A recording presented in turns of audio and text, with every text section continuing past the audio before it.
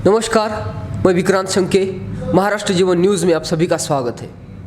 आज पूरे विश्व में जागतिक एड्स दिवस मनाया जा रहा है। सन 1988 से 1 दिसंबर यह दिन जागतिक एड्स दिवस इस नाम से मनाया जाता है, जिसका उद्देश्य यह है कि HIV एड्स जैसी जो भयानक बीमारी है उस बीमारी के बारे में समाज में जागरूक करना और साथ ही साथ HIV के रोकथाम के लिए जो भी कदम शासकीय स्तर पर, NGO के स्तर पर और वैयक्तिक स्तर पर उठाए जा सकते हैं वह कदम उठाए जाए और HIV एड्स इस भयानक बीमारी का खतरा कम किया जाए। तो इस अवसर पर बात करने के लिए हमारे साथ मौजूद हैं प्राकृतिक चिकित्सक डॉक्टर पांढरे सर। और पांढरे सर ने आज ऐसा दावा किया है कि WHO ने जो भी HIV के लक्षण बताए हैं या फिर HIV एड्स होने के कारण बताए हैं, उन सभी कारणों को डॉक्टर पांढरे सर ने खारिज किया है। HIV एड्स संक्रमण होने का सबसे बड़ा कारण जो है वो अप्राकृतिक यौन संबंध या फिर असुरक्षित यौन संबंध, हम जिसको बात बोल सकते हैं। तो असुरक्षित यौन संबंध यह एक पहला कारण है जिससे कि HIV एड्स का खतरा बढ़ सकता है या उसके लागन होने की चांसेस बहुत बढ़ सकते हैं। साथ ही साथ जिस व्यक्ति को जो व्यक्ति HIV से संक्रमित है या फिर पीड़ित है, उस व्यक्ति का खून अगर किसी निरोगी व्यक्ति को दिया जाए तो उससे भी HIV का संक्रमण होने का खतरा बढ़ सकता है या खतरा हो सकता है। यह सब HIV के बारे में दिए गए WHO के नॉर्म्स हैं। पर आज इन सभी नॉर्म्स को खारिज किया है डॉक्टर पांढरे सर ने। पांढरे सर का यह दावा है कि इस किसी भी कारण से HIV एड्स का संक्रमण दूसरे व्यक्ति के शरीर में नहीं होता। तो आइए जान लेते हैं इस सनसनीखेज दावे के पीछे का सच सर से। सर, बहुत बहुत स्वागत है आपका इस हमारे महाराष्ट्र जीवन के स्टूडियो में। शुक्रिया। तो सर, आपने ये जो दावा किया है कि WHO के जो नॉर्म्स है उससे ये बताया जाता है, हालांकि लोगों की पूरी धारणा यह है कि असुरक्षित यौन संबंधों से सेक्स का संक्रमण होता है, ये इसके पीछे का एक बहुत बड़ा कारण बताया जाता है और आप है कि इस कारण को खारिज करें। तो क्या कहेंगे आप बारे में और किस बलबूते पर आप इस तरह का दावा कर सकते हैं? क्या है, HIV यह रोग जो है यह अभी तक लोगों ने सुना है और मैंने भी सुना हूँ कि HIV यह रोग यौन संबंध से होता है, ब्लड से होता है और इसके कुछ और कारण बताए हैं, लेकिन यह कारण बिल्कुल गलत है। क्योंकि मैं 4 सालों से HIV पर दवाई देना, रिसर्च करना, ये काम चल रहा है। लेकिन जब मेरे पास कुछ लोग आते हैं, बताते हैं, तो मैं उन्हीं की जैसी एलोपैथी के लोग जैसा उसी को HIV है तो उसी के फैमिली को भी चेक करते हैं। चाहे उसमें पति अगर पॉजिटिव पाया जाता है तो पत्नी को भी वो चेकअप कराते हैं। पत्नी पॉजिटिव पाई जाती है तो पति को भी चेकअप कराया जाता है। लेकिन उसमें से पति अगर पॉजिटिव है तो पत्नी पॉजिटिव नहीं निगेटिव निकलती है, और पत्नी पॉजिटिव है तो पति निगेटिव निकलता है। यह कारण मेरे पास बहुत सारे, जो कि आज तक मेरे पास 450 लोग इलाज कर रहे हैं, उसी में से सिर्फ 20 से 25 लोग पति पत्नी पॉजिटिव हैं। लेकिन 450 लोग पति पॉजिटिव है तो पत्नी निगेटिव है, पत्नी पॉजिटिव है तो पति निगेटिव है। फिर यह कारण क्या हो सकता है? ये कारण क्या हो सकता है? तो अगर इस तरह से किसी पॉजिटिव व्यक्ति के निगेटिव व्यक्ति के साथ सेक्स करने से ज़रूरी नहीं कि उसको ही HIV हो जाए, पर इससे तो ये नहीं कर सकती कि सेक्स यह असुरक्षित यौन संबंध या फिर अनसेफ सेक्स ये उसका कारण नहीं है।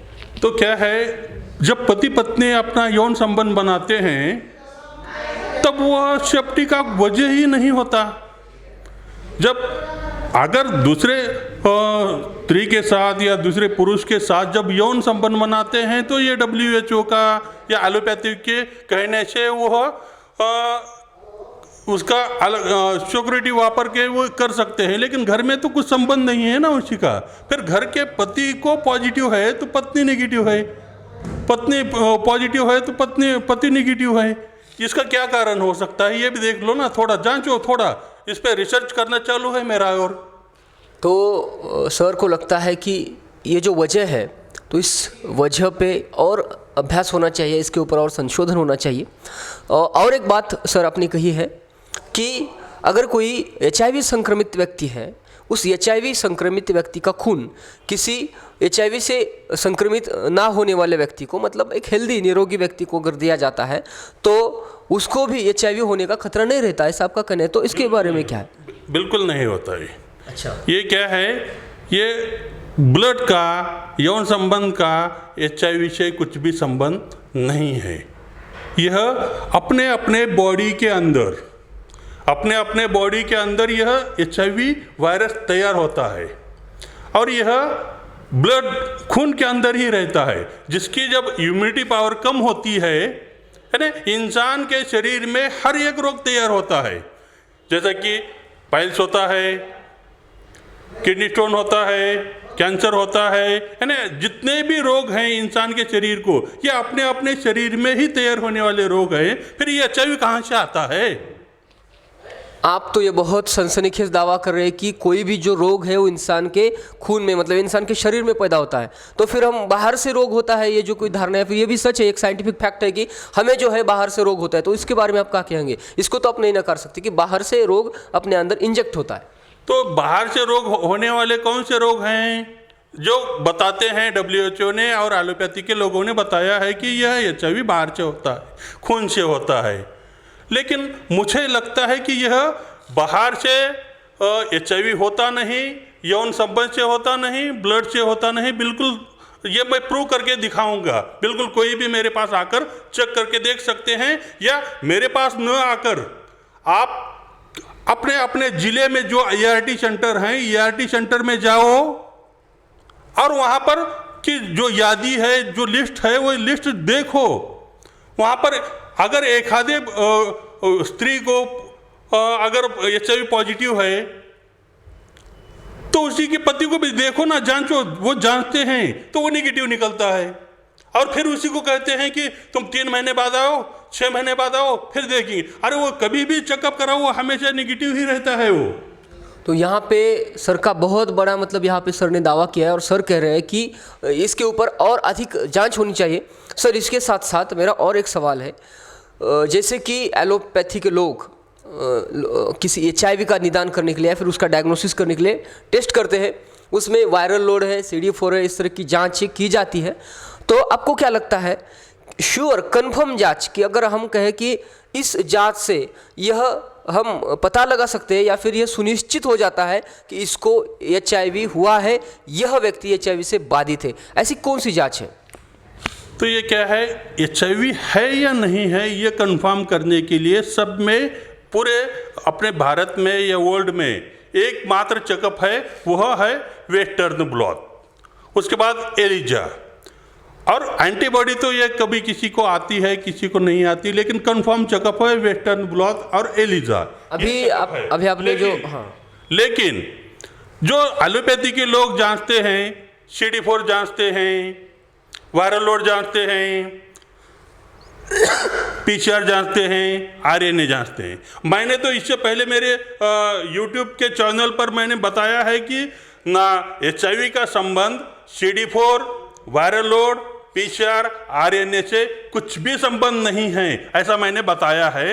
लेकिन ये एलोपैथी के लोग वो जांचते हैं, लेकिन उससे एक पता चलता है कि उसकी इम्यूनिटी पावर कितनी है, मजबूत है या कमज़ोर हो गई है। इससे वायरल लोड से और CD4 से पता चलता है।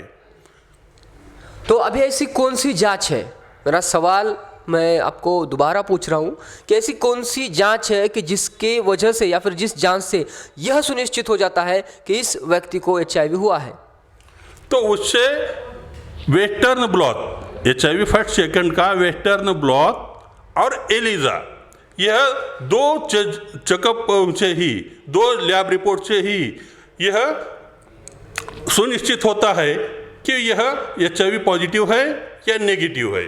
तो सर आपने ये जो दो जांच बताई, वेस्टर्न ब्लॉट और जो आपने आगे एलिजा, तो इसकी प्रोसेस क्या है और क्या होता है इसमें, क्या है इसकी रचना क्या है? क्या है, वेस्टर्न ब्लॉट में किसी लैब में जैसा कि SRL लैब है, मैं सब में इम्पोर्टेड SRL, फिर डॉक्टर लाल प्याद और मेट्रो लैब, इन 3 लैब से ही मैं जांच करा लेता हूँ, ताकि यह इस लैब में SRL लैब में 9 बैंड हैं, जैसा कि 160, GP 160, GP 120, फिर P24, GP 41, ऐसे जो जांचें हैं, यह जांचें वो उसमें कितने बैंड पॉजिटिव हैं, कितने नेगेटिव हैं, इसका पता चलता है अपने को, यानी कितने प्रमाण में है उसी के शरीर में, यह इससे पता चलता है। और एलिजा में पॉइंट पे रहता है, यानी 1 पॉइंट से नीचे आना है, यानी 0.99 अगर हो गया एलिजा में तो वो नेगेटिव होता है, और 1.101 भी रहा तो वो पॉजिटिव होता है। ये इससे पता चलता है अपने को। तो इस तरह से एलिजा और वेस्टर्न ब्लॉट की जो जांचें हैं, उस जांचों का प्रमाण कितना होता है और उस प्रमाण से यह अंदाज़ा लगाया जाता है या फिर ये सुनिश्चित किया जाता है इन शॉर्ट में कि उस व्यक्ति को HIV संक्रमण हुआ है। तो सर मेरा अगला सवाल आपके लिए ये है कि अभी HIV एड्स के संक्रमण का भारत में या फिर पूरे दुनिया में उसका जो संक्रमण होने की गति है, क्या वो गति उससे आगे बढ़ी है और इसके बारे में कितने अवेयरनेस की ज़रूरी है? तो ये क्या है, गति ये अपने अपने शरीर में तैयार होने वाला रोग है। ये ना यौन संबंध से होता है, ना खून चढ़ाने से होता है। ये अपने अपने जिस लोगों को ये रोग जो होता है ना, जिसको टेंशन है, हमेशा हमेशा एक ही दिमाग में एक ही बातें रहते हैं, जिसी को रात भर नींद नहीं आती, या 1, 2, 3 बजे तक जिसको नींद नहीं आती, जो वक्त पे खाना खाता नहीं है, या उसके और 2-3 कारण हैं। बस वह जिसी को भी होता है उसी की प्रतिकार शक्ति कम होती है, इम्यूनिटी पावर कम होता है, फिर वो रोग उसी को होता है। और उसके बाद उसी में हीट तैयार होती है, गर्मी तैयार होती है, और गर्मी के वजह से उसके जो HIV को बढ़ावा देने के जो वायरस हैं वो कम होते हैं, और फिर HIV के वायरस वो वहाँ पर बढ़ना शुरू हो जाता है। सर आपने बहुत बड़ी बात यहाँ पे कही है, आप करें कि ये जो रोग है वो अपने शरीर में है, और जैसे जैसे इम्यूनिटी पावर कम होती है तो उससे जो है HIV का खतरा बढ़ता है, फिर अपने शरीर में ही मौजूद है। अब मेरा सवाल ये है कि क्या मेरे और आपके शरीर में भी HIV का वायरस मौजूद है? आपको लगता है ऐसा? तो इंसान के शरीर में सभी जितने भी विश्व में ईश्वर में इंसान बनाए हैं, उस इंसान के शरीर में हर एक प्रकार का रोग तैयार है। फिर वह कब बढ़ जाता है, वह उसके इम्यूनिटी पावर, यानी अलग अलग प्रतिकार शक्ति अलग अलग रोगों की रहती है, अलग। फिर जिसका यह प्रतिकार शक्ति कम होता है वो रोग उठ जाता है। तो अब क्या प्रमाण है, हम कैसे पता लगाए कि इस रोग की प्रतिकार शक्ति इसके शरीर में इतनी है या उस रोग की प्रतिकार शक्ति इसके शरीर में इतनी है? तो इसके लिए क्या प्रमाण है, उसको इसके लिए कौन से टर्म आप यूज कर सकते? तो ये क्या है, कुदरत ने, ईश्वर ने सब रोगों को लेवल में रखने के लिए मौसम के तरह से फल तैयार करे हुए हैं, जड़ी बूटी तैयार करी हुई है। तो वह मौसम के अनुसार अपने अपने फल वो खाते रहे, ताकि कुछ लोग कहते हैं कि मैं ये नहीं खाता, मैं वो नहीं खाता, मैं वो नहीं खाता, मैं ये नहीं खाता, इसीलिए तो तुमको जो प्रतिकार शक्ति है उससे कम मिलती है, इसलिए तुमको तरह तरह के रोग होते हैं, इसलिए तुम कच्चा जो फल है वो कच्चा फल खाते रहो, बिल्कुल तुम्हारी इम्यूनिटी पावर भी बढ़ जाती है, और तुमको जो सूट होता है वो हिसाब से खाते रहो, जितना खाना है क्या नहीं, उससे साइड इफेक्ट भी कुछ भी नहीं है फलों से। सर अपने में इम्यूनिटी पावर, प्रतिकार शक्ति होना यह अलग बात है, और अपने शरीर में रोग ही मौजूद होना यह अलग बात है। तो आप किस बलबूते पे ये कह सकते हैं कि अपने शरीर में हर एक रोग जो है मौजूद है? इसके क्या प्रमाण है आपके साथ में? फिर मेरा जो है प्रश्न रिपीट कर रहा हूँ आपसे कि क्या प्रमाण है? तो क्या है, ये रोग तो हर एक इंसान के शरीर में तैयार है, हर एक इंसान के शरीर में तैयार है, बस वो उसको कम करना या बढ़ा देना या लेव रखना, या अपने अपने शरीर में तैयार है। जैसा कि आयुर्वेदिक में कहते हैं कि वात कफ पित्त, यह इंसान के 3 शत्रु हैं। तो बस उसको जो लेवर रखता है, जिसका पेट साफ रहता है, उसी को कौन सा भी किसी भी प्रकार का रोग नहीं होता। इसलिए सिर्फ संतुलन बिगड़ने मत दो, तो किसी को भी कौन सा रोग नहीं होगा। तो यहाँ पे सर का HIV की तरफ देखने का रवैया अलग है, प्राकृतिक रवैया हम आप कह सकते हैं इस सब चीज़ों को।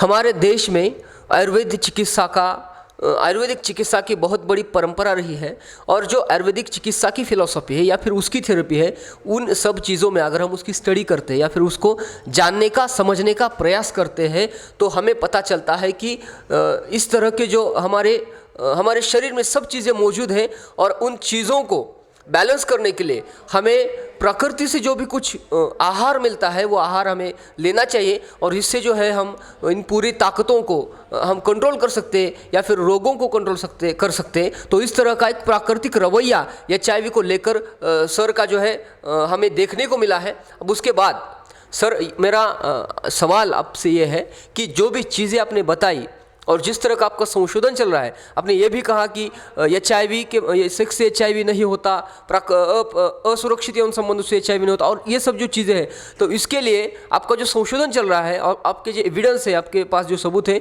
वो दुनिया के सामने आप कब लाएंगे? तो तुम मेरे पास कभी भी मेरे ऑफिस आओइए, मेरी वहाँ पर जांच पड़ताल करिए, आप ही आइए, और जो भी मीडिया आती है तो बिल्कुल आने दो वहाँ पर।